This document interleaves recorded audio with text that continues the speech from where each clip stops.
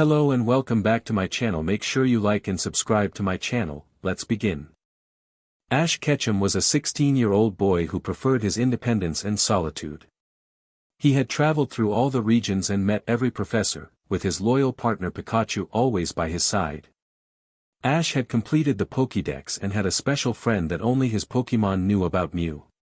This unique Pokémon never entered its Pokeball, just like Pikachu, and often perched on Ash's head, observing everything around them. Mew had the ability to turn invisible, ensuring that no one else was aware of its presence. Despite being the strongest trainer in the world, Ash remained a mystery to others, as he never participated in leagues. He was the first person to conquer the battle frontier and, at the age of 10, had defeated the world champion in an unofficial battle using just 4 Pokémon. To keep this victory a secret, he used one of his Pokémon to erase the champion's memory of the encounter, allowing the champion to believe he had won without knowing Ash's identity. Ash lived in a secluded house deep within the forest, where he had befriended many Pokémon. Forest Pokémon stood guard at his home, ensuring no one intruded. One of Ash's most remarkable abilities was his strong aura, which allowed him to communicate with Pokémon. He could understand their speech and convey messages through his aura, enabling him to strategize during battles without causing offense to his opponents. His aura was stronger than that of Sir Aaron, the last known Aura Guardian, which is why Ash was considered an Aura Guardian himself. 7 years ago. 2 children wandered through a forest, accompanied by 2 Pikachu and an invisible Mew perched on one boy's head. The first boy, around 9 years old and wearing a blue jacket, was the one with Mew. The other boy, approximately 10 and dressed in a red jacket, seemed lost in thought. "When are you leaving?" "You're 10 now, so you can start your journey," the boy in blue said, breaking the silence. The older boy snapped back to reality. "Oh, not sure," he replied. The younger boy frowned, sensing something was off. Suddenly, the older boy looked up, as if making a decision. "I have to tell you something." "What is it?" the younger boy asked. "I'm going to become my father's heir. I'm going to be Team Rocket's next leader," he declared. The blue boy froze in shock. What? No.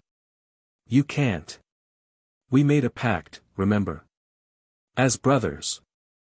We were just kids back then. "I've changed," the boy in red said, looking down with a glare at the ground. "You're crazy. You can't go." "What about Yellow, Silver, and everyone else?" the blue boy exclaimed. "Yellow and the others are gone," he replied curtly. "But they might come back," the younger boy said quietly, desperation creeping into his voice. "They're gone for good. And Silver's coming with me," the red boy stated. The blue boy stared in disbelief. "What? Really?" he asked, struggling to process the news. It wasn't entirely surprising, though. His half-brother had always favored their father, who offered power over their mother. "Yes. Why don't you come too? You could compete with Silver and me. You could be a possible heir," the red boy urged. The boy in blue shook his head slowly. "I could never do that. I love Pokémon too much to ever hurt them." "We're not hurting them. We're just containing and studying them. It's for the good of our world," the older boy insisted. The blue boy shook his head again. "No. They hurt people and Pokémon. I could never do that." Just then, a loud explosion echoed through the forest, shaking the ground beneath them. The blue boy felt alarmed, while the red boy remained calm. The blue boy took off running, with the other boy following closely behind. They burst through the trees and emerged on a hill overlooking the town. What they saw was a scene of chaos. Houses were ablaze, and ambulances were scattered about, sirens blaring. Above them, black helicopters flew, each emblazoned with a large red letter, R. The 2 boys spotted their house amid the turmoil, and while the boy in red hesitated, the boy in blue rushed toward it, fear gripping his heart. He had never felt such terror before, not even when he had fallen from a tree or faced other childhood fears. Arriving at the burning house, he tried to peer inside, but smoke obscured his view, and flashing lights overwhelmed him. An officer approached, concern etched on his face. "Hey, kid. You shouldn't be here." "Where are your parents?" he asked. I don't know. I live here. My mother was," the boy stammered, tears streaming down his cheeks. The officer's expression softened as he placed a comforting hand on the boy's shoulder. "I'm sorry. But no one survived this fire. You'll have to." But the boy didn't hear the rest. He broke free from the officer's grasp and sprinted back toward the hill. He saw a large helicopter land nearby and quickened his pace, reaching it just as his brother stepped inside. "Please don't go. I've already lost Mom." "I can't lose you too," the boy cried, panic rising in his voice. "Then come with us," the older boy offered, extending his hand with a gentle smile. The young boy hesitated, his heart racing as he weighed his options. What should he do? His brother was leaving, and he felt utterly lost. He took a small step back, fear evident in his eyes. The other boy's expression turned serious, and he withdrew his hand just as the boy was about to reach out and change his answer. Before he could muster the courage, the boy in red nodded and stepped into the helicopter. As it lifted off, he leaned out and said, "Goodbye, Ash." Now alone, Ash felt the weight of his solitude. Tears streamed down his cheeks as he curled up on the hill, whispering, "Red." That night, Ash and Red Ketchum transformed into the Pokémon Prince and the Rocket Heir, forever changed. A month had passed since the clash of academies and the events that had unfolded. Things had been relatively quiet, aside from the occasional annoyance from a troublesome group. Ash had kept his promise, not revealing Matthew and Carly's secret. While he wasn't hostile towards them, he didn't particularly enjoy their company either. As Ash walked towards the forest with Pikachu, Mew, and the twins, a loud explosion echoed behind him. Students began to run in their direction. "What's going on?" Ash shouted. One student stopped to catch his breath, gasping, "The academy, it's under attack. Some guys in black clothing with a big red R. They threw down an explosive near the battlefields. Everyone's evacuating." Ash exchanged worried glances with Pikachu, Mew, and the twins. "We need to stop Team Rocket," he declared, and they rushed towards the academy. When they arrived, they saw flames liking the left side of the building, craters marring the battlefields, and students evacuating under the watch of their teachers. Almost everyone had fled, but a few students were still making their way out. Ash spotted Red and Silver near one of the fires and clenched his fists in frustration. Of course, they would be watching as their school was being destroyed. "We need backup. Everyone." Ash called out through his aura to the Pokémon waiting in the forest. The ground trembled as 100 Pokémon burst through the trees, launching attacks at the helicopter, which exploded upon impact. "Everyone. Your strongest moves." Ash shouted above the chaos. His Pokémon responded, unleashing their most powerful moves at the helicopters. Team Rocket retaliated with their own Pokémon, but Ash's team quickly overpowered them. Turning back to where Red and Silver had been, Ash realized they had vanished. Just then, he noticed a large piece of the west wing breaking off and heading towards an unconscious student. Acting on instinct, Ash moved out his hands, using his aura to stop the debris from falling. He redirected it, sending it crashing into a nearby helicopter, which exploded moments later. Unbeknownst to him, a group of students had witnessed the entire scene unfold. The group had been separated in the rush of students fleeing the academy. They regrouped behind the school, where it was less crowded. "Why are these people attacking us?" May exclaimed. "Maybe they hold a grudge," Drew suggested. "Against Stone?" Max shouted. "I was thinking more along the lines of the principal or." He was interrupted by another explosion near the west wing, which caved in part of the wall and ignited a fire. "We have to get out of here," Brock urged. They all nodded and ran across the back of the academy, turning the corner to arrive in front of the building. Is that red and silver? Dawn asked, stopping. Where? Bonnie inquired. Dawn pointed across the academy at two figures partially obscured by the building's shadow. Hard to tell, Clement replied, squinting. Look! Someone's coming. Gary shouted, pointing towards a figure approaching the academy.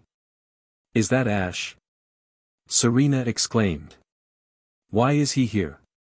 Misty added. And why is he headed towards the fire? May shouted.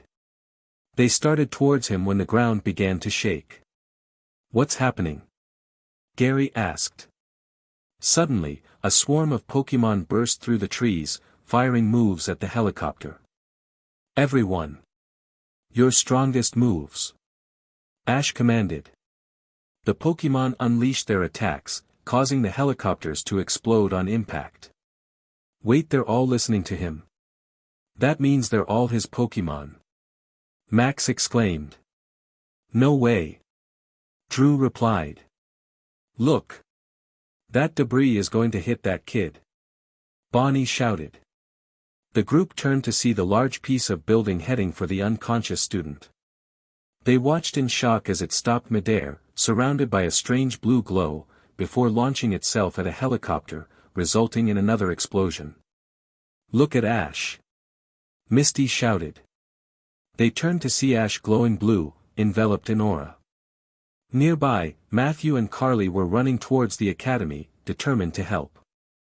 They arrived just in time to see Ash throw the large piece of debris at the helicopter. Was that Ash? The group watched as Ash commanded his Pokémon to extinguish the fire and attack the helicopters. We should leave, Dawn suggested. There was no disagreement, and they ran down the path away from the academy, still processing what they had witnessed. Matthew and Carly approached Ash as his Pokémon put out the flames. Mew, invisible to the twins, exclaimed, people. Ash, Pikachu, and the twins turned around. So, that's your secret, Matthew said. What was that, anyway? Ash finally understood what they were referring to. Oh, Pikachu thought. They must have seen. Satin added. Ash gritted his teeth. None of your business, he replied. Oh, come on. We've already seen. You might as well tell us, Matthew pressed. Leave me alone, Ash insisted. No way. I want answers, and I'm not leaving until I get them, Matthew replied stubbornly. Ash turned around and glared at him. I could make your Pokémon turn on you in an instant. You'd best leave me alone, he warned. Matthew scoffed. You're bluffing. Rillaboom has been with me forever. He would never listen to you, much less turn on me. Ash snapped his fingers, and Rillaboom emerged from its Pokeball. Use a weak razor leaf, Ash commanded. But he's my trainer. Rillaboom protested, sensing the power radiating from Ash. It quickly realized that this was the fabled child of Arceus. It won't hurt him. Just surprise him, Ash assured. Trusting Ash, Rillaboom nodded and sent a weak razor leaf that landed right in front of Matthew, not close enough to cause any harm. Thank you, Ash said. Rillaboom nodded and returned to its Pokeball. Matthew and Carly were shocked. Matthew had never expected his own starter to attack him. With newfound fear, Matthew and Carly looked at Ash as he walked off toward the partially burnt building. Ash approached Red and Silver. Hey, he shouted, venom dripping from his words. They turned to look at him. We meet again, Red said. As Ash drew closer, Red continued, so you've really forgotten. He stopped a few feet away. Silver gave him a hard glare, while Red searched Ash's eyes, landing on the loyal Pikachu on his shoulder. Shock crossed his face. No, it can't be. Ash? He asked, recognition dawning. Ash glared back. So you finally remembered. How ironic. While that was a day I could never forget, you had forgotten about it long ago. Meanwhile, the Pokémon were having a conversation of their own. "Pikachu, what's happening?" Sunshine asked, a little frightened. Pikachu shot a hard glare at Red's Pikachu. "It's a long story. But you might as well find out now. You see, a long time ago, before Ash was a trainer, he had a brother," Mew explained. The twins found it hard to imagine Ash as a young boy who wasn't even a trainer. They also couldn't believe he had a brother. They were close. Until the day it happened, Mew sighed. "What? What happened?" Sunshine asked. Mew sighed again. It was the day Ash's life changed forever. His mother died, his brother sided with their father, and Team Rocket. Satin and Sunshine gasped. "How horrible," Sunshine said. Satin still looked shocked. "Are you okay?" Sunshine asked worriedly. Then he mumbled. "Something." "What?" she asked. "Arceus died," he shouted. "What? No. What made you think that?" Mew asked. "Well, you said his mom died, so I assumed." "Unless he had another mom," he said, confused. "Oh. Yeah. That. I'll have to explain later," Mew said as she floated back onto Ash's head to rest. While the Pokémon talked, the trainers were conversing too. "Have you been here all these years?" Ash asked. Red shook his head. "I've kinda been everywhere," he replied. "You know, when we were kids, I imagined that when we grew up, I would win our first battle. But I guess I was wrong." Red chuckled lightly. Ash just stared, reflecting on how they had changed. From small, worried kids to who they were now bonded as brothers. It was about a week after Team Rocket attacked. The academy had been tidied up a bit, although part of the left side was still being fixed, where most of the unused classrooms were. Ash found himself walking toward the academy on his first day back after the attack, accompanied by Pikachu and Mew, as the twins had decided to stay in the forest. As he walked through the halls toward his first class, he noticed the gang staring at him strangely stranger than usual. He brushed it off and headed for class, which turned out to be his first mistake. The gang whispered to each other about the previous day's events as they headed to their first classes. "I mean, it doesn't even make sense," Dawn remarked. "I think we already got to that part," Bonnie said. "We need to find a way to ask him about it," Serena suggested. "We could just corner him or something," Max proposed. "That'll probably go just as well as it did the other times we tried something similar," Brock replied. The others nodded in agreement. Ring. "Oh no. That was the first bell. We'll be late," May exclaimed. The gang rushed to their separate classes. After school, Ash walked out of the building. As he headed toward the forest, the gang approached him. "Hey!" Gary exclaimed. Ash turned to look at them and rolled his eyes. "Now what do they want?" Pikachu asked. "Beats me," Ash whispered as the gang walked up to him. "We have something to ask you," Misty said. Ash stared. "Well, what?" he asked. "We want to know what that thing you did the other day was, the one where you saved that student and were glowing when the academy was attacked," Drew said. Ash froze on the spot.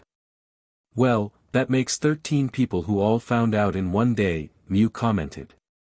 "Wonderful," Pikachu added dryly. Ash shook his head and replied, "It's none of your business what happened that day, so I suggest you stop looking for answers you're never going to find." With that, he walked away from the gang, who became more determined than ever to uncover the truth. Ash was sitting outside, watching his Pokémon train and relax when he felt a buzzing in his pocket. He took out his phone and answered it. "What now?" he asked. "I have assigned new agents to work on this case with you," Torin replied from the other end of the line. "What?" Ash practically jumped up, startling Pikachu and Mew awake, who had been sleeping on his shoulder and head. "I can't work with anyone else," Ash protested. They already go to the academy and they're in the master class. It'll be fine. You are to meet them at 1400 hours sharp. I'll send the location to your Nanodex, Torin assured. Ash sighed. Just how many people have you sent to work with me? He asked. I've sent 2 new people. 2. Geez, a partner would have been bad, but 2 people. And on top of it all, they're newbies. Ash sighed. Don't worry, you'll be fine. I've briefed them on the mission, but you'll have to answer any questions they have. Call back when you have a report, Torin said before hanging up. Ash sighed again. What is it now? Pikachu asked. I have to work with 2 newbies on the mission, Ash informed. Ah. I wonder who they are, Mew said. Whoever they are, they'd better be strong, he replied. Just as Ash arrived, the clock changed from 1:59 to 2, he waited as the minutes ticked by. Geez, they must be really incompetent if they can't even arrive on time, Pikachu commented. Just as Ash decided they should leave, there was a rustling in the bushes. Sorry we're late, a boy's voice cut off as Matthew and Carly were revealed. What are you doing here? Matt asked. Nothing. What about you? Ash said. We're here to meet a super elite person, so we just came here to meet someone, Carly cut in, before her brother could say anything else. Ash's eyes widened as he put the pieces together. Oh no. No, no, no. He did not. I will talk to him. Ash exclaimed. Then Pikachu and Mew realized, Matt and Carly were their new partners. Are you okay? Carly asked. Ash mentally sighed. So far, this day had gone horribly. No, thank you very much. I just got told I was working with newbies, and now it turns out I know the newbies, Ash replied. Wait. You're the elite trainer we've been sent to work with on the mission. Matt exclaimed. Yep, Ash said. Will all master class students please report to the principal's office? A voice blared over the PA system as Ash walked out of the building at the end of school. Now what do they want? Pikachu asked. Maybe we're being demoted, Mew suggested. Or maybe we get a prize. Sunshine exclaimed. For what? Satin asked. I dunno. Something, his sister replied. Everyone rolled their eyes. Ash arrived at Professor Sycamore's office and walked in. Professor Sycamore was sitting at his desk. The gang was already waiting in a few seats, and the Shadow Gang was grouped up against the back wall, glaring at everyone. This was the first time Ash had seen Red and Silver since the incident, and he was somewhat surprised to see they hadn't left. They, on the other hand, didn't seem fazed at all when they saw Ash come into the room. When Matt and Carly arrived a few seconds later, they stole a guarded glance at Ash, who was trying to ignore them. Once all the students were there, Professor Sycamore stood up, addressing those in the room. All right. Now that you're all here, I would like to make a small announcement. There will be a week-long field trip to Alola in 3 days. We are going to the Pokemon School on Melee Island to study there with the students. We will be taking this trip to learn more about Pokemon variants and Z-moves. If there is any reason at all you cannot attend, please notify me by tomorrow morning. Are there any questions? Professor Sycamore said. Professor, where will we be staying? May asked. There will be a few rooms for you to stay in at the school. When we arrive, you will get a tour and a list of the people you will be staying with, Professor Sycamore explained. When no one said anything else, Professor Sycamore dismissed them. Hey! Matt called to Ash as he and Carly approached him. You have to talk to us again sometime, Matt said. I don't have to do anything, Ash replied coldly. Oh, come on. We're supposed to be working together, Matt insisted. Yeah. Please, just let us work with you, Carly added. Ash turned around. I never asked for your help, and I don't want it either. So just leave me alone. He turned and left, heading back into the forest. We should follow him, Matt said, watching Ash's retreating form. I don't know. Carly replied. Oh, come on. Please. I really want to see where he goes. And besides, we have to find a way to get him to cooperate with us so we can work on the mission together, Matt reasoned. Finally, Carly gave in. Lead the way. Ash met up with the siblings halfway back to their home. What's up, guys? Sparkle exclaimed. Oh, you know, the usual. Big field trips to Alola and whatnot, Pikachu said casually. Oh. Can we come too? Please. Sparkle asked excitedly. Sure, Ash smiled. Yay! Sparkle exclaimed, jumping into the air. Sounds fun, Ray commented. Then Ash heard a slight rustling in nearby bushes. He reached out with his aura and detected two people not far behind them. He identified them as Matt and Carly. We've got company, guys, he sighed. Ash turned around and walked toward where the two newcomers stood. Come out. I know you're there, he said. When nothing happened, he sighed and said, Must I force you out? Finally, the two came out from hiding. How did you know? Matt asked. For trying to be stealthy, you two sure make a lot of noise, Ash said, annoyed. Sorry. We just wanted to know where you were going, Carly apologized. Fine. If you want to work with me so badly, tell me what you've got, he said. What we've got? Carly asked uncertainly. Ash threw his arms up. If you're so desperate to work together, you must at least have a plan or strategy for what you want to do. Well, we thought we could, maybe, work that out with you. Matt suggested. Ugh. This is a waste of my time. Call me again when you have something useful to say. He turned and began to leave. Oh, and this time, don't follow me. Ash walked to the academy 3 days later with all the supplies he needed in his bag. This time, Sparkle and Ray were coming since they wanted to go back to Pikachu Valley, Satin and Sunshine wanted to return to where they hatched, Poipole wanted to visit his family and friends in Ultra Space, and Solgaleo wanted to join. Ash decided to just bring Pikachu and Mew. He had created a portal in the forest so the rest of his Pokémon could reach him if something was wrong or they just wanted to see him, since he would be gone for a week. The twins, siblings, Solgaleo, and Poipole would go through it once Ash arrived in Alola. He didn't think it would be a good idea to have all of them on a plane or however they were getting to Alola. Ash went to the principal's office, where the master class students were meeting that morning. The gang all had large suitcases, and the Shadow Gang had somewhat large bags with them. Matt and Carly arrived just behind Ash. How did you fit all your things in that bag? Dawn asked incredulously, referring to Ash's medium-sized bag. Ash shrugged. All right. We'll be taking a bus to the airport and flying to Alola, Professor Sycamore announced.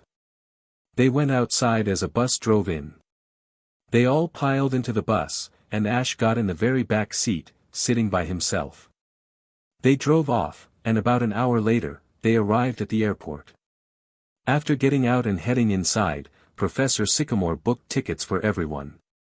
After some time, an announcement echoed through the terminal, takeoff for the flight to Alola is in 15 minutes.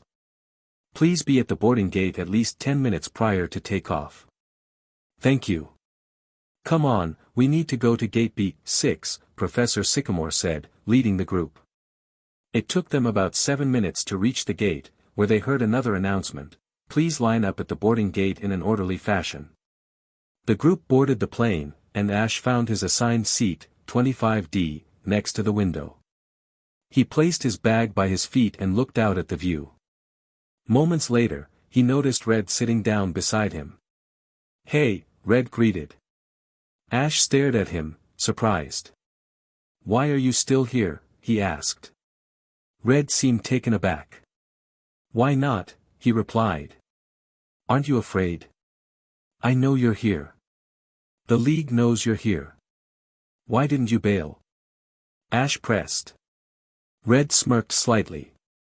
Do they know that I specifically am here, though? I don't think they know who I am because I don't think you told them. You think. You said it yourself, you don't know. What if I did tell them? Ash challenged. What's the difference? You and I both know you didn't. You couldn't. Because I know you still care, Red said confidently. As the plane took off, Ash fell silent, but he heard a small noise behind him and dismissed it as just another passenger. Suddenly, he turned to Red again. Do you even know? Know what? Red asked, confused. Know how much you hurt me that day. It took me years to get over it. I told myself you still cared, at least a little bit. I thought you'd come back. But you didn't. And then I knew you were gone. The old you was gone. That's when I promised myself I would never again be that helpless kid who couldn't do anything. Red's expression shifted to one of shock. Once he regained his composure, he replied, Look, I didn't know. I didn't know I hurt you that much. I meant to find you again, but I got caught up in my own things and forgot. I'm sorry I hurt you. Ash could sense the sincerity in his voice. He turned away, saying, That doesn't change what you did. You know I could never forgive you for what happened. Never. Red watched him with eyes that finally revealed his emotions. I'm sorry, he said softly before looking away. As Ash gazed out the window, watching the clouds pass by, he reminded himself that he couldn't let his emotions overwhelm him. Tears threatened to spill, but he held them back, recalling his promise to never be that helpless kid again. Please exit the plane safely. Thank you for flying with Toucan Airlines, announced the voice over the intercom as everyone gathered their belongings and exited the plane. Shortly after, Professor Sycamore appeared. With the rest of the master class. Red and Ash joined them as they left the plane, not having spoken during the flight, which Ash was fine with. They boarded a bus that Professor Sycamore had rented, which took them to the Pokémon school. The group excitedly discussed all the things they could do in Alola. Meanwhile, Carly, who had been sitting behind Ash, reflected on what she had overheard during the flight. She hadn't meant to eavesdrop, but it had happened. Knowing it was personal, she decided to keep it to herself for now, fearing the consequences if Red or Ash found out. Upon arriving at the school, everyone collected their luggage and disembarked. Principal Oak and Professor Kukui greeted them warmly. Hello, Professor Sycamore and students. Welcome to the Pokémon School. Professor Kukui said. The master class students, except for Ash, marveled at their surroundings. Thank you, Professor Kukui. Professor Sycamore replied, introducing him and Principal Oak to the students. A small group of students emerged from the school and approached the master class. They looked surprised and seemed about to speak, but Ash quickly motioned for them to be quiet. It was Professor Kukui's students, known as the Ultra Guardians. While the professors conversed, the students introduced themselves, except for the Shadow Gang, who had vanished. Ash, the Alola gang called out once the others had moved away. We didn't expect you back so soon. Kiawe exclaimed.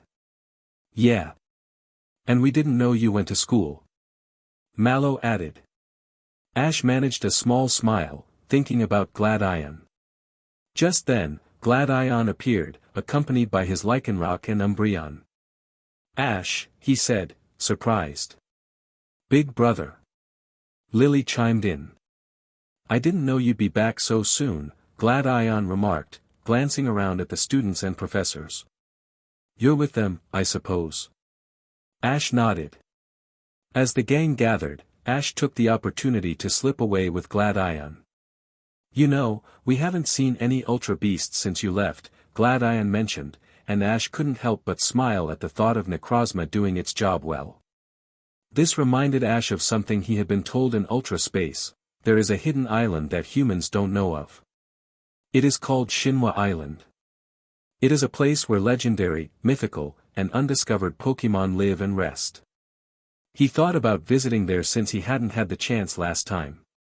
"Hey! Ash!" Gladion called, pulling him from his thoughts. "Your class is leaving," he smirked. Ash looked over to see the master class headed towards the school with the professors. Principal Oak had left to attend to other matters, and the Shadow Gang had returned as well. Ash hurried to catch up with them, hearing Gladion shout from behind, "See you." As they entered the building, Professor Kukui gave them a tour of the school before leading them to a hall lined with doors. These were the dorms, and Professor Kukui handed each of them a slip of paper with their room assignments. Ash glanced at his. 213. Ash.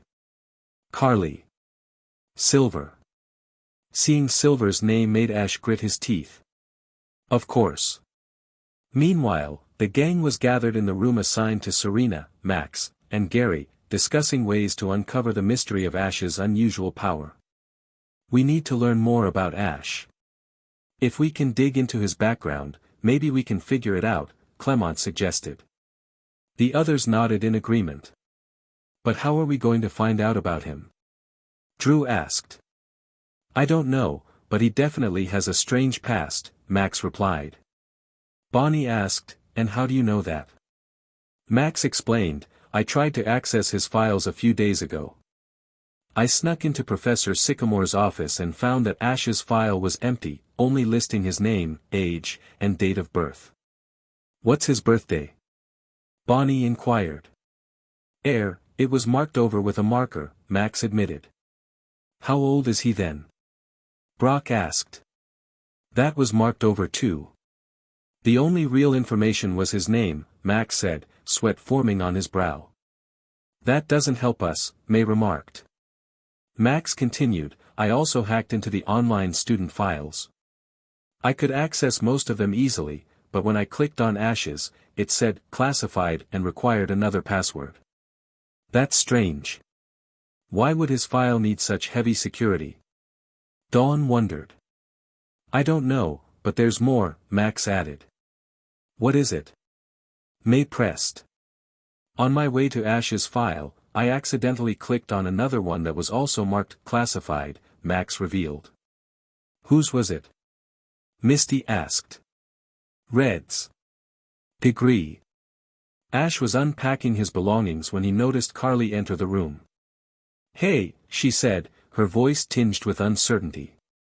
Ash wondered what was bothering her. After a moment, she left, and Pikachu suggested, "Let's go meet the others now." "Yeah. They must be waiting for us," Mew agreed. Ash smiled and stood up, leaving the room. He headed toward the nearby forest. Once deep enough in, he extended his arms and formed a circle with his hands, creating a sizable portal. Sunshine and Satin emerged first, followed by a laughing Poipole and an excited Sparkle. Solgaleo jumped through, with Ray sliding down his back. "Guys!" Sunshine exclaimed. "We were wondering when the portal would open. We had to wait ages for you." Ray said. "Sorry, it took a little while to settle in safely," Ash replied. "Now that we're here, let's go have some fun." Poipole cheered. Degree. Carly wandered around the school, her mind racing with questions about Ash and Red. What are they hiding? How does Ash even know Red? Does anyone else know about this? She stopped when she noticed a boy sitting on a nearby bench with an Umbreon and a Midnight Lycanroc. Isn't that the boy who was talking to Ash? Why was Ash so nice to him? Did they know each other? Has Ash been to Alola before? The questions swirled in her mind, and she felt the need to uncover the truth. Just then, she heard rustling in the bushes nearby. A figure emerged, prompting Carly to hide behind a building. She wasn't sure why she felt the need to be sneaky, but she stayed hidden. Peeking out, she saw the boy talking to Ash, who now had another Pikachu, a Raichu, and 2 EV with him. Ha! He didn't bring those Pokemon on the plane. They must have been in their Pokeball, she thought. She strained to hear their conversation but eventually gave up. Moments later, the boy followed Ash into the forest. Carly decided to follow them. As she approached the forest, she glanced to her left and spotted someone watching from behind a building. That looks familiar, she thought. The person didn't notice her, so she retreated to her hiding spot. When she looked again, she realized it was Red. Degree. Carly watched as Red left before emerging from her hiding place. Should I follow Red or Ash? She pondered for a moment before deciding to pursue. She entered the forest but quickly lost sight of them. Shoot! I lost them. It's all Red's fault. What was he doing out here anyway? She muttered, checking her watch and realizing she was late to meet the gang. She hurried back to the school. A few moments later, Ash and Gladion emerged from the bushes. See? I told you. Troublesome, Ash said, brushing off his shirt. Wow, you weren't kidding. They really are out to get you, Gladion replied. Yep. You want to know the worst part? Ash asked. Gladion raised an eyebrow, prompting him to continue. That girl you just saw and her younger brother are newbies. Torin sent them to work with me on the mission, Ash explained. Ouch. Good luck, Gladion said. Ash sighed. Thanks. I'll need it. The next day. Ash walked through the halls, searching for the classroom where he was supposed to meet Gladion. As he walked past a room, he heard a low murmur of voices. Initially, he paid no mind, until one voice caught his attention: Silver's. He approached the door and could now distinguish another voice: Red's. Tell me again why you want to do this? Silver asked. Red sighed and replied, if it's not with Professor Oak, it may be with his cousin. He could have given it to him for safekeeping. Why would he do that? You don't think he knows we're after it, or worse, that the League knows, do you? Silver inquired. Red sighed again. I'm not sure. But one thing I do know is Ash doesn't. They would have probably informed their top agent if they knew, so I don't think they do. But there's no telling what Oak knows, so we need to be careful. And you think Principal Oak will just have it lying around in his office? Isn't that a bit direct? Silver asked, sounding doubtful. It's worth a try. All right. When do we break in? Tonight. Meet me at 12 o'clock sharp by his office. Everyone should be asleep by then, Red replied. And what if someone catches wind of this? Mainly Ash, Silver questioned. A moment of silence stretched between them. Then so be it.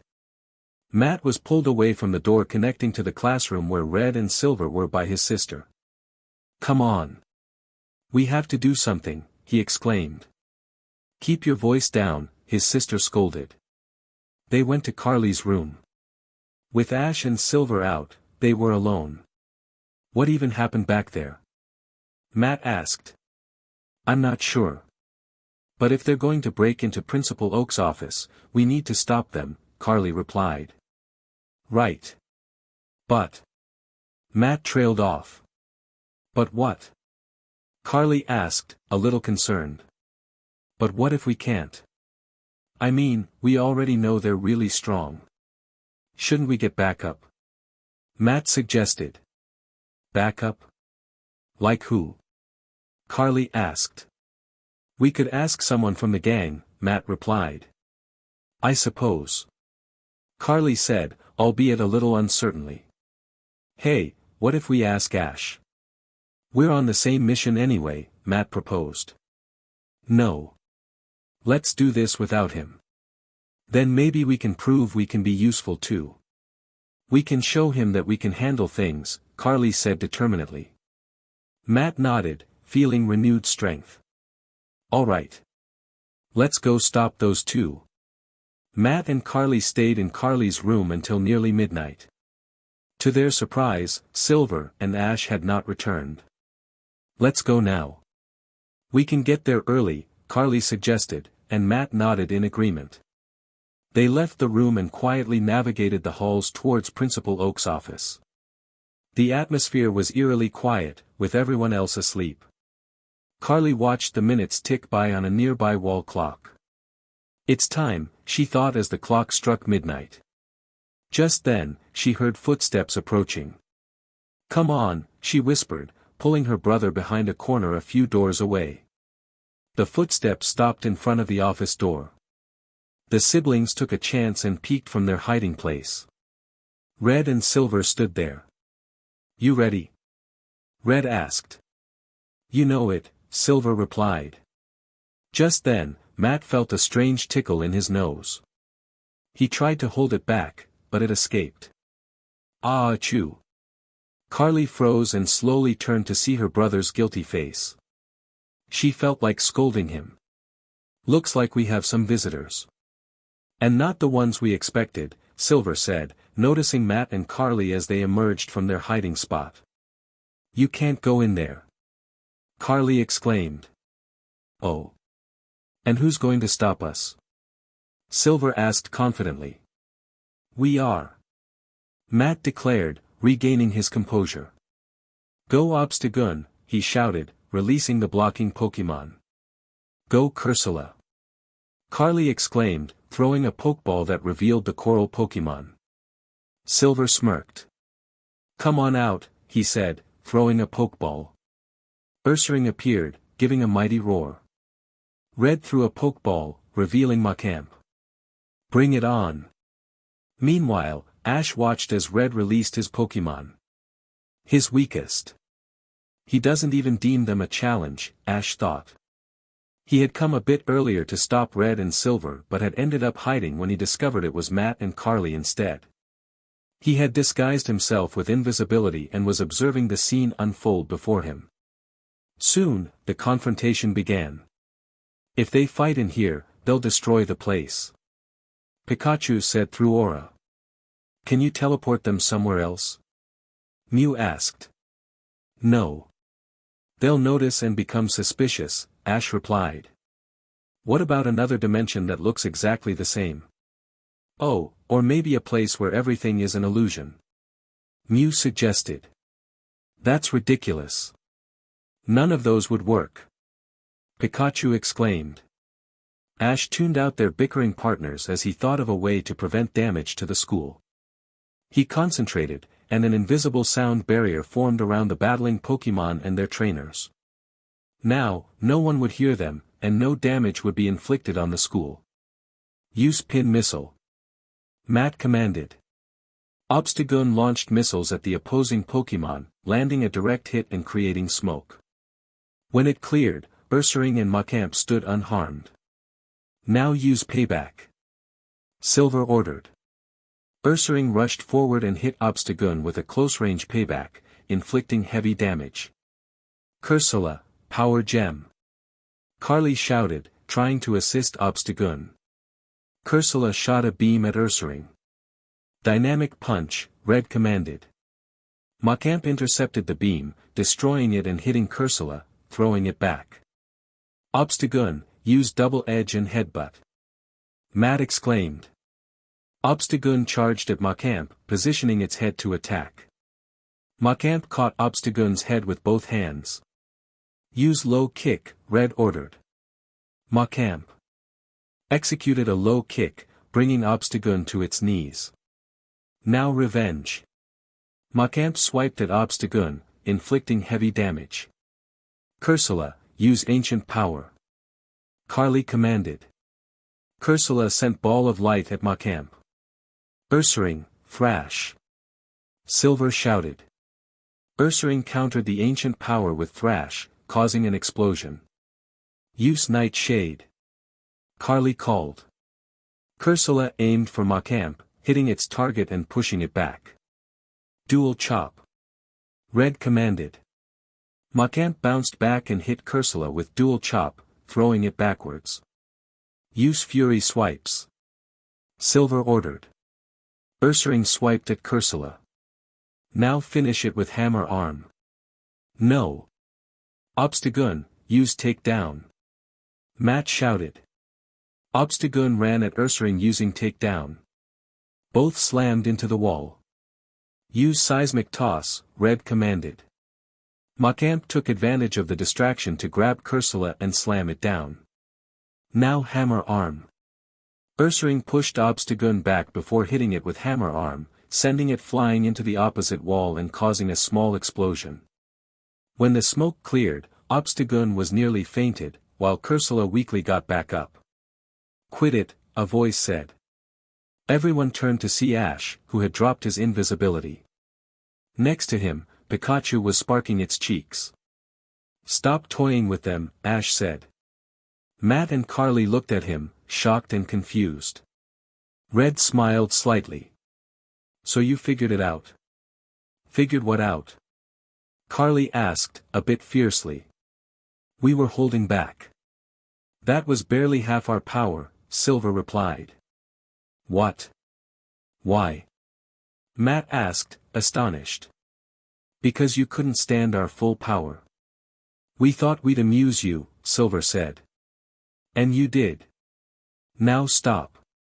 "You've done enough," Ash said firmly. Silver raised an eyebrow.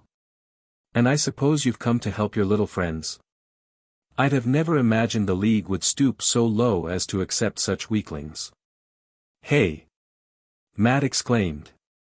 "Actually, I've come to stop you, not help them. I've also come to ask what exactly it is you want from in there." Ash said. "I'm afraid that's confidential. But I'm sure you'll find out anyway," Red replied. Ash looked at him curiously. "You could just save yourselves the time of hiding it and tell me now," he responded. Red chuckled. "That would take away the fun." He returned Machamp, and Silver returned Ursaring. "Now I'm afraid we must go." Red turned around and walked away, Silver following. Ash watched them leave, wishing he could have found out what they wanted. "Hey! Wait! Come back and fight!" Matt shouted heatedly. "I could have totally beaten them," he muttered to himself. "No, you couldn't," Carly said, hitting her brother. Matt turned to Ash. "Why'd you let them go? We could have caught them and—" "What were you thinking?" Ash said, turning on them. "They're at least 3 times stronger than you. Did you even consider the health of your Pokémon?" Carly and Matt looked surprised as they turned to their Pokémon, who were in critical condition. Carly's expression shifted to one of horror as she returned Cursula, followed by Matt returning Obstagoon. "I didn't even realize," Carly said softly. "Let that be a lesson to you. Stay out of things that don't concern you," Ash replied firmly. "But it does concern us. We're supposed to protect people and Pokémon." "Something tells me they were going to do the opposite of that," Matt argued. "You weren't protecting your Pokémon, were you?" Ash challenged. "We had to stop them," Matt countered. "But you didn't. They could have destroyed you if they wanted to. You need to leave this alone. And never confront Silver, much less Red, again," Ash warned. "What if we had a plan?" Carly asked. "No plan could beat them," Ash replied. Matt and Carly hung their heads in defeat. "But still. Thank you for helping us," Carly said. "I didn't help you. I stopped them," Ash stated plainly. "I know. But you still helped us, even if you didn't mean to." "So, thanks," Carly added. "Look, just do what I told you. Stay out of things that don't concern you," Ash said, turning to leave. The 2 siblings fell silent. "You knew each other once. You and Red. You cared about each other," Carly finally said to Ash's retreating form. He froze in place. Matt looked at Carly in confusion. "What did you just say?" Ash asked, turning back to face her. You knew him, right?" Carly stammered, losing the courage she had when she made her bold statement. "And how, exactly, do you know that?" Ash inquired. I heard you. On the plane," she admitted. Ash's expression shifted as realization dawned on him. The sneeze. So it wasn't just a random stranger after all. What happened that day? I heard you talking about it and I've wondered ever since. Carly prompted. And how is it your place to ask that? Ash replied. It's not really, but. So don't. Like I said, stay out of things that don't concern you. I'd advise you to just forget that ever happened. With that, he turned and left. Okay, you have a lot of explaining to do, Matt said, turning to his sister expectantly. Well? Carly sighed. You see. Chapter end. Part number 1, Through the Fog. The next day, Matt, Carly, the gang, and the Alola gang were hanging out at the Pokémon Center. Matt and Carly were getting their Pokémon healed from the previous night's battle. Mallow asked where they wanted to explore first, and Dawn excitedly suggested shopping after exchanging glances with May. The girls chorused their agreement, while the boys looked around for an escape but found none. Ash was studying a map of the Alola region, pondering the existence of undiscovered islands. Mew chimed in with its thoughts, while Ray and Sunshine contributed their own ideas. Ash marked off another location on the map, determined to find the hidden island. Closing his eyes, Ash visualized the area, floating above Pony Island and scanning the surroundings. He reminded himself that if it were easy to find, it wouldn't be undiscovered. After crossing off another area, he considered what would make a good hiding spot for an island. Pikachu suggested a place hard to see, and Satin added that it should be somewhere no one would go. Ash's gaze drifted to the top right corner of the map, and he closed his eyes again, imagining himself floating above Akala Island. He flew northeast into thick fog, but visibility was poor. Frustrated, he enhanced his eyesight using his aura and created a bubble around himself to sense anything nearby. As he floated forward, he sensed only rocks until he heard a strange cry. Turning, he spotted a large creature approaching through the fog, its head the size of a Charizard and wings twice the size of Lugia's.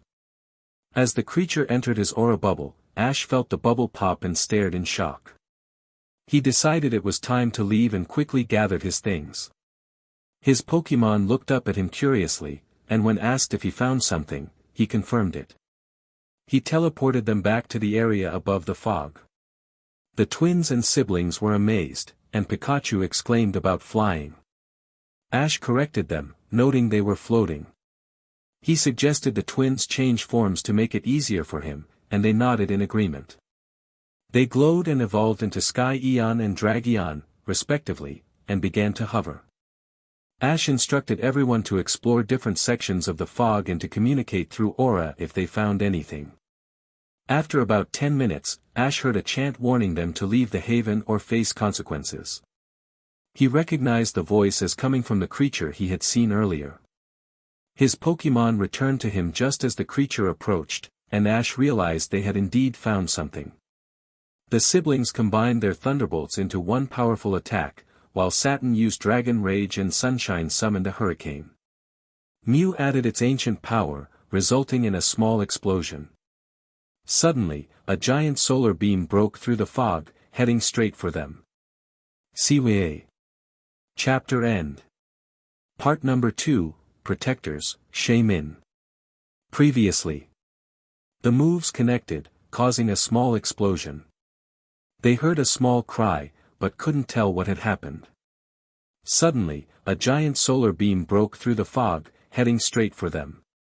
Everyone fired their strongest moves at the oncoming solar beam. Ash sent a beam of aura to back them up.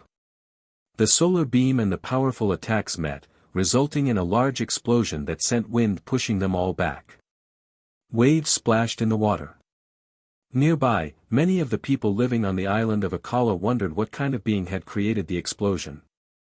The beam of powerful attacks broke through the solar beam and shot on, but the huge Pokémon was gone. Something that big doesn't just disappear, Satin frowned. Suddenly, small voices filled the air around them. Ah! You attacked us. How could you? It didn't work. Where'd Comet go? Leave us alone. Go away, and many other complaints echoed through the fog. Ash and his Pokémon looked around in confusion, spotting figures with horns floating in the mist. What in the name of Arceus? Ray asked. Pikachu and Sparkle shot sparks towards them, illuminating the scene. Are those Shaymin? Dang right we are, one of them shouted. And you attacked us, another exclaimed. Well, how were we supposed to know you were so small? Pikachu shot back. A group of Shaymin flew towards them from all directions. That's the whole point, dummy, a Shaymin replied, coming to the front. We make it look like we're bigger to scare off intruders like you. We're here to protect this island, he said. But you shot a solar beam at us. Mew said. You attacked us first, came the shouts of the crowd of Shaymin. And now we can't find Comet, another added. The Shaymin in front looked around. Oh. He really is gone, he said. Sorry, but who's Comet? Ash asked. The Shaymin looked up at him, as if deciding whether to respond. He's our leader and the strongest of us. That solar beam you saw earlier had to be at least 40% him, and the rest of us added to it, he replied finally. By the way, my name's Mint. Second in command, if you will. Anyways, I'm afraid you'll have to leave, he said. Mew tilted her head. And why would we do that, she asked. Because you're not supposed to be here, he stated, as if it was the most obvious thing in the world. Well, I'm sorry, but we've been looking for this place, and we're not leaving, Pikachu said. Yeah, the siblings exclaimed. I don't know. I mean, it is their home, so maybe we should go. Sunshine said worriedly. Look, you seem like a nice bunch, but we've got our leader to look for, so if you'll kindly just leave. Mint watched them judgmentally, but they all stayed put. No. Just show us where your island is, and we'll leave you alone, Pikachu replied stubbornly.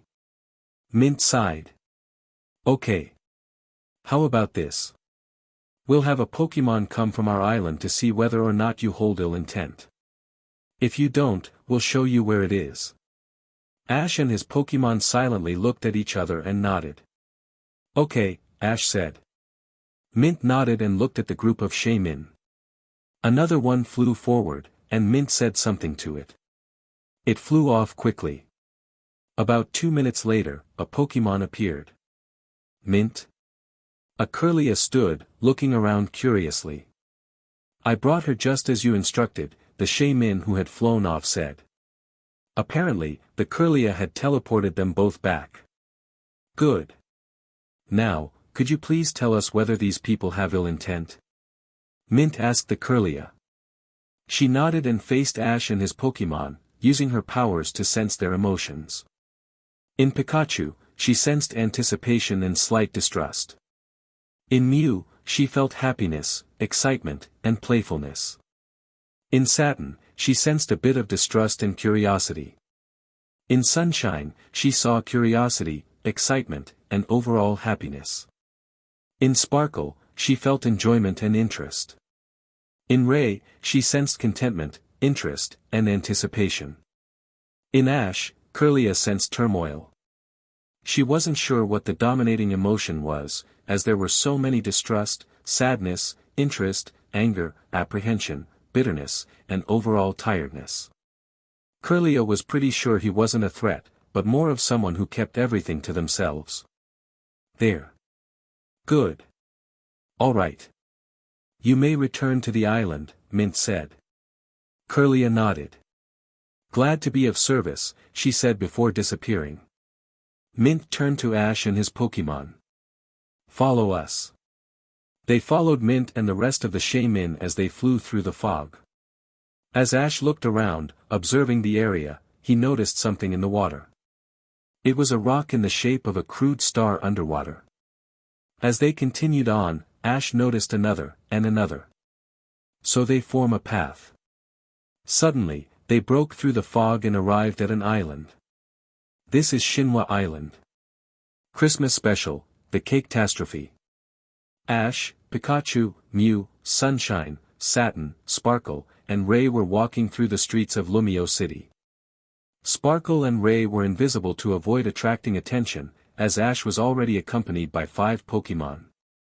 Shopping for Christmas cake. Mew exclaimed, doing a flip through the air. Ooh, yummy. Sunshine said, bouncing on her toes. Can't you just make cake appear with aura? Satin asked. Ash shook his head. I can't. It won't taste good. Why not? You've made food appear, Sparkle said. Ash glanced at the siblings beside him. I didn't make the food, I just brought it from where I was storing it, he replied. Huh. That actually makes a lot of sense, Ray said thoughtfully. But won't it be suspicious buying as much cake as we will? Pikachu asked, looking up at Ash from his shoulder. Ash nodded. Yeah. I'll just have to hypnotize the people who see me buying it. I'll teleport it before I hypnotize them, so we won't have to carry it around. We can go to different stores too. Yeah, but that's going to be an awful lot of cake. Do the stores in Lumiose even have enough for everyone? Satin asked, referring to Ash's other Pokémon. We'll have to go to other regions too, Ash added. There should be enough from the 8 regions. As they finished discussing their plans, they arrived at a bakery. Ash pushed open the door but quickly turned and exited. What? Sparkle asked, confused. The others shared the same sentiment, except for Pikachu and Mew. The troublesome group, Pikachu said grimly. Can't you change your appearance and go back? Mew asked, but Ash shook his head. Knowing them, they'll find some way to bother a stranger anyway. We'll just go somewhere else. I really don't feel like dealing with them today. With that, they set off to another bakery in the city. Meanwhile, in another part of town, the gang was spread out around a bakery looking at cakes for their Christmas party. Ooh, what about this one? Someone suggested. Nah, strawberry doesn't taste very good. How about chocolate? Another chimed in. They decided to get a vanilla cake with frosting filling and a cute Pikachu by a Christmas tree picture on it, along with a chocolate cake with cookie crumble between the layers and an Eevee wearing a Santa hat picture. After selecting the cakes, they went to pay, all pitching in for the treats they wanted. As they handed over the money, Serena noticed a figure exiting the bakery. It was their raven-haired classmate, who walked off shortly after. Ha! I wonder what that was about, Serena thought. Now, for decorations, someone exclaimed. We should get garlands. How about snowflakes? Anyone up for mistletoe? Back with Ash and his Pokémon, they arrived at another bakery. Finally, Pikachu said, as they entered. Satin hoped they could buy some cake peacefully, but Pikachu spotted 2 people looking at a display of cupcakes. The 2 were Matt and Carly, who were bickering about what to get. By the time they turned around, Ash and his Pokémon had already left the shop. Ah! At this rate, there won't be any more cake shops left. Mew whined.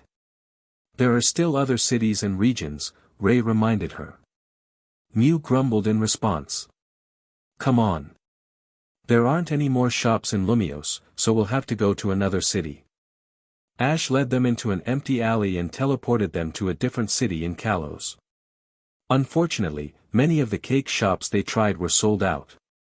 We only have 584 cakes, Ash sighed, looking at the pile of neatly placed boxes at home. That's nowhere near enough. What else can we do? Pikachu asked. Some of them are small, like Cutiefly, Sparkle said hopefully. And some of them are huge, like Tyranitar, Ray added, unimpressed. We're going to need a lot more cake. Hey! How about we bake some? Sunshine exclaimed. The others looked at each other and agreed that it might just work. Ash snapped his fingers, and a bunch of cake ingredients appeared next to them. I have some of the stuff we'll need, but we should still go out and get more. Half an hour later, they had enough ingredients to make about 500 cakes. Alright.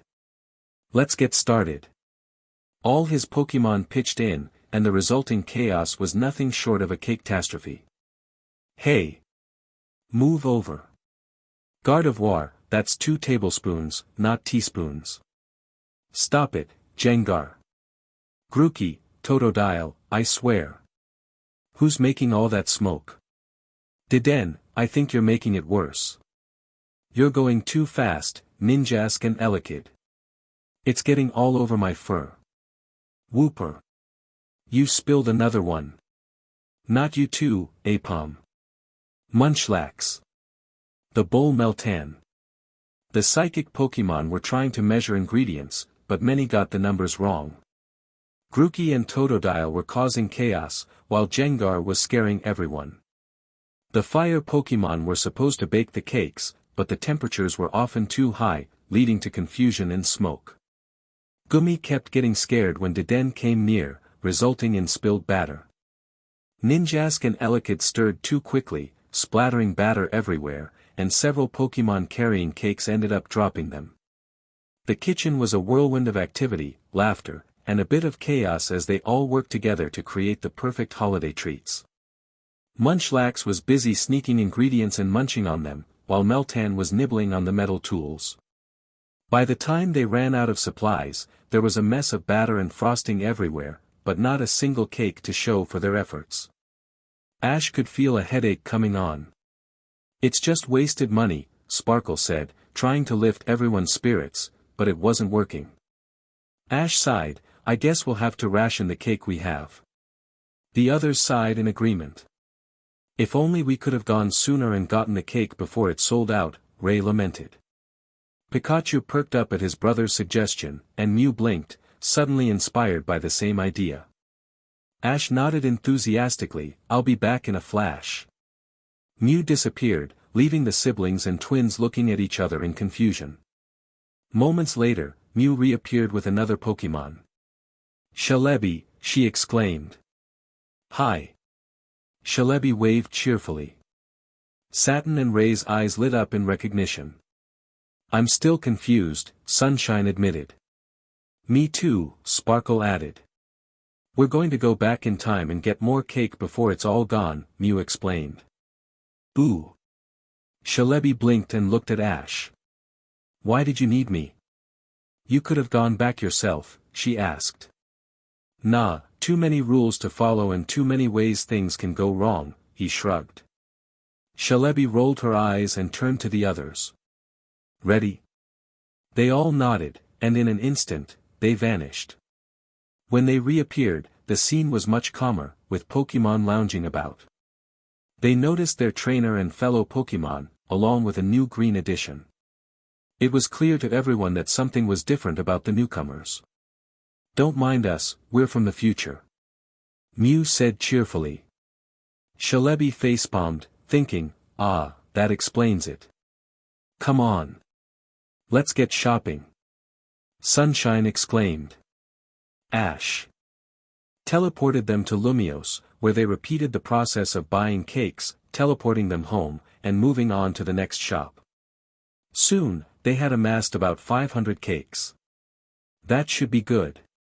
We'll have just over 1,000, which is perfect, Ash said, surveying the stack at home once they were done. Ready? Celebi asked, and they nodded. She brought them all back to their present, along with the cakes. Right. Now it's time to feast. Mew exclaimed. You should stay too. The more, the merrier. Sunshine said to Celebi, who smiled and nodded. All of Ash's Pokémon gathered around as he teleported the cakes out of their boxes and onto a series of laid-out picnic blankets. There was one for each of them, with some of the larger Pokémon like Salamence and Charizard getting 2 or 3. Dig in. Everyone cheered happily and dove into the cakes. Ash watched with amusement as he took a bite of his own. Yummy. Hey. Chasepin, give it back. Gengar. Don't do that. I dropped some. You did not just throw frosting at me. Hey. My coat. Stop wasting it. Don't throw it at me, I didn't do anything. I just want to enjoy my cake. Ash chuckled to himself, knowing things would never stay quiet for long. He sat calmly behind his aura barrier, enjoying his cake while a playful food fight erupted around him. The pieces that hit the barrier ricocheted off, hitting other Pokémon. "Hey, Ash." Pikachu looked up from his spot on Ash's lap, grinning and signaling to Mew. A moment later, a piece of cake hit Ash smack in the face. "Merry Christmas. Don't think that I've forgotten the pictures. And today you get a bunch as a present. Merry Christmas." Part number 3, Welcome to Shinwa. Previously, they followed Mint and the rest of the Shaymin as they flew through the fog. As Ash looked around, observing the area, he noticed something in the water. It was a rock in the shape of a crude star underwater. As they continued on, Ash noticed another, and another. So they form a path. Suddenly, they broke through the fog and arrived at an island. This is Shinwa Island. Shinwa Island was a little bit bigger than Pony Island, with luscious trees and plenty of Pokémon. There was a sparkling blue lagoon, and a cliff jutted over the water to the right. Mint guided them as they flew over the island. Ash glanced down and saw a grazing Virizion, who looked up at him. Pikachu noticed a Suicune by a lake, and a Phi-1 jumped out of the water playfully, diving back in. Sunshine saw a Keldeo and waved at it. Mint pointed out all the landmarks and places of interest, sharing a bit of history and lore. She was surprisingly good at acting as a tour guide, likely due to her experience with Pokémon visiting the island. She told them about the island's delicacy, a kind of sandwich made with herbs and seasonings found only on Shinwa, crafted by their resident chefs, Panzage, Panseer, and Panpour. They flew up to the top of a particularly large hill, located in the center of the island. At the top stood an ancient-looking temple, adorned with Arceus's symbols on either side of the entrance. Smaller temples flanked the larger one, with a dragon and fighting symbol on the left and an electric and dragon symbol on the right. "Ooh, what's that?" Sparkle asked curiously, pointing at the building, which was partially covered in vines. Mint explained that those were the Paradox Ruins, where a small tribe of humans once lived in harmony with Pokémon, worshipping 3 amazing Pokémon they believed to be gods. The largest temple was dedicated to Arceus, while the other 2 honored the current guardians of Shinwa Island. Suddenly, a Shaymin approached quickly, calling out to them. "Mint! We found Comet. And you need to hear this." Mint looked over worriedly. "We better check that out. Lead the way, Sky." Mint shouted to the other Shaymin, who nodded and turned around, flying back the way she came. They followed her and soon arrived at the cliff overlooking the clear blue water. "Comet." Mint touched down and quickly ran through the group of Shaymin surrounding their leader. Comet was a shiny Shaymin, slightly larger than the others. "Guys, quick, we need to put up all of our defenses. Pokémon poachers are coming." But shouldn't they have been scared off? What happened? Mint asked the group of Shaymin who had stayed back. They looked at each other in fear. It was horrible. "After we found Comet, a bunch of big boats appeared through the fog," one of them exclaimed. "Yeah, and there were evil Pokémon attacking us," another added. "They shot nets, and Mayflower, Leo, and Breeze got captured." Comet then noticed Ash and the others. "Humans. What are they doing here?" He turned quickly to Mint, who looked down guiltily. "They saw through us and overpowered us, and since we checked and they didn't have bad intentions, I decided to let them come here. But they could be with those evil humans." Ash stepped forward, followed by his Pokémon. "Look, I understand your distrust, but we aren't associated with poachers." Comet eyed him skeptically. "And why should I trust anything you say?" "Because your Curlia friend checked us." Comet sighed in resignation before shaking his head. "Fine, you can stay. But we need to go out and get rid of those other humans before they get too close." "We'll help."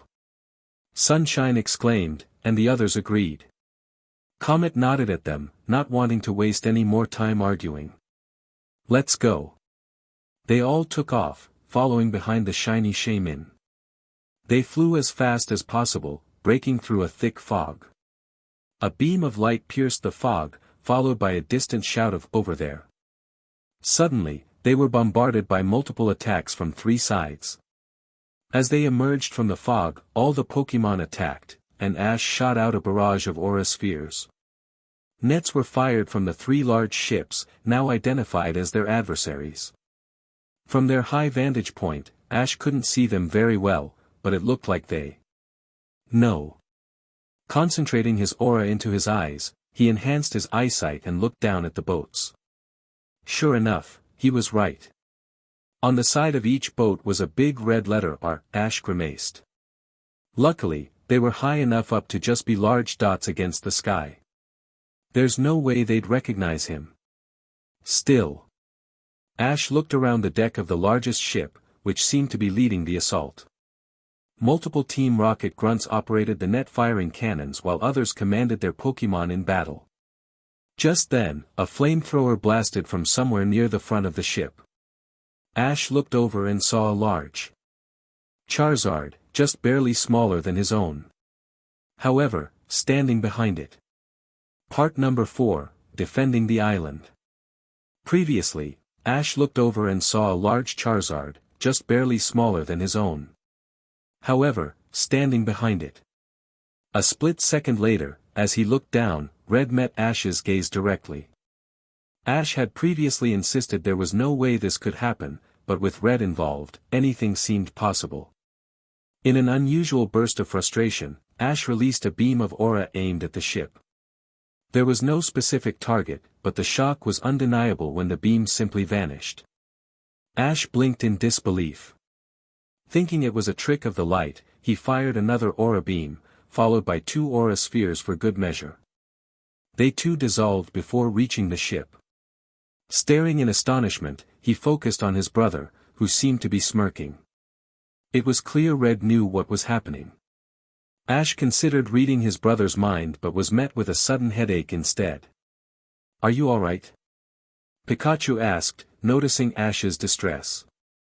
The others had finally caught on to the chaos around them, with small ships sinking in flames and significant damage to one of the larger vessels. "I'm fine," Ash replied, shaking off the discomfort. He realized his aura wasn't functioning properly, which was concerning, but saving the captured Shaymin was the priority.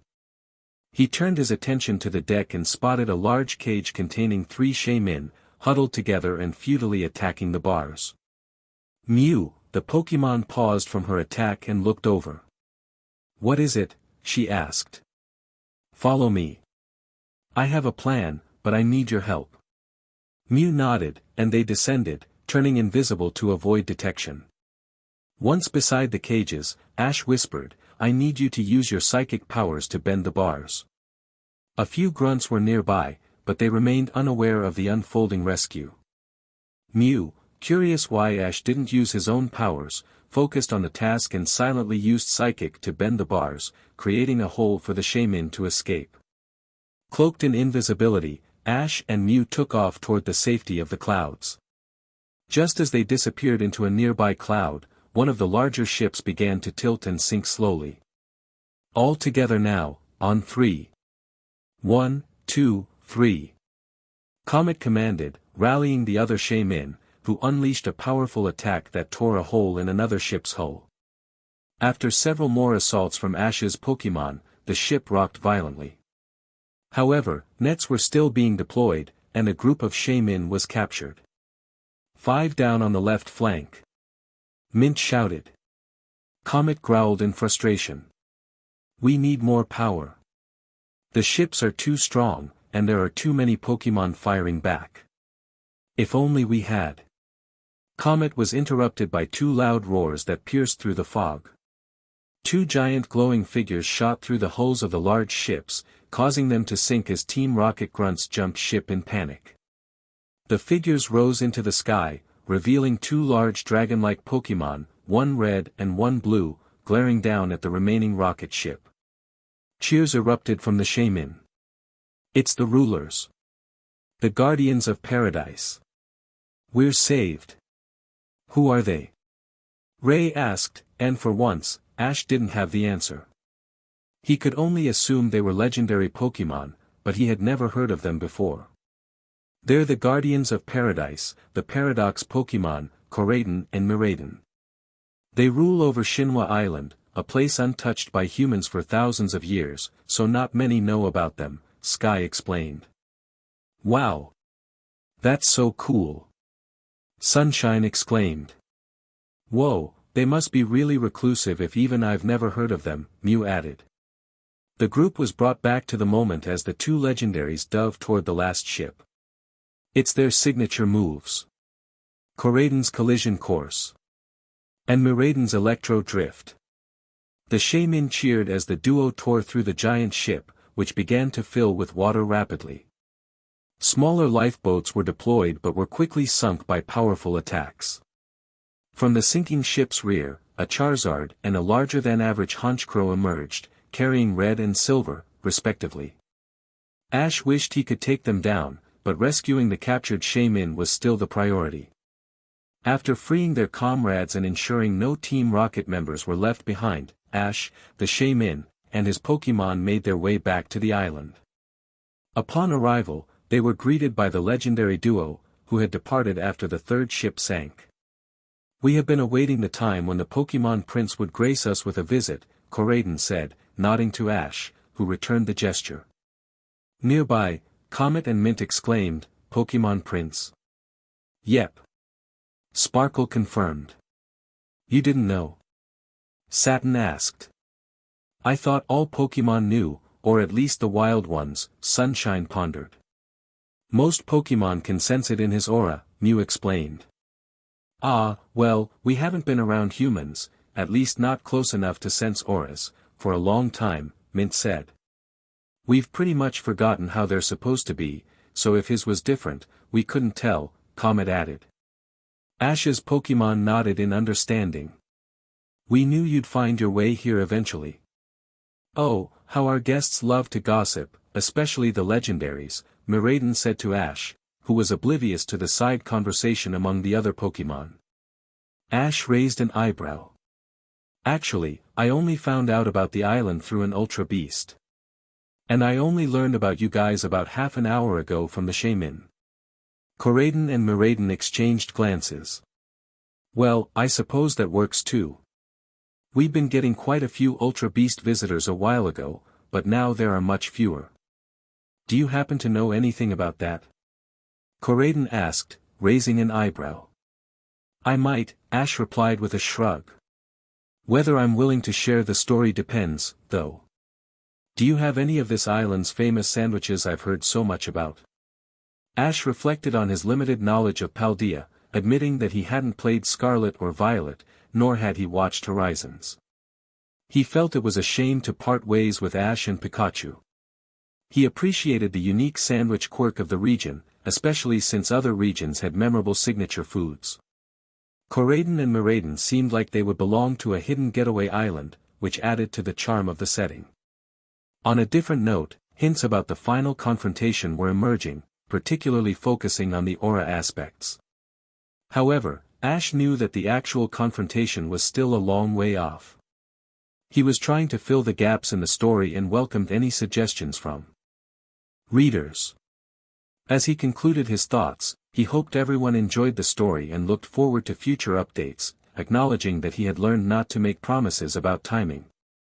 He also considered the possibility of rewriting the series due to changes in his writing style over time, but he didn't have a solid plan for it yet.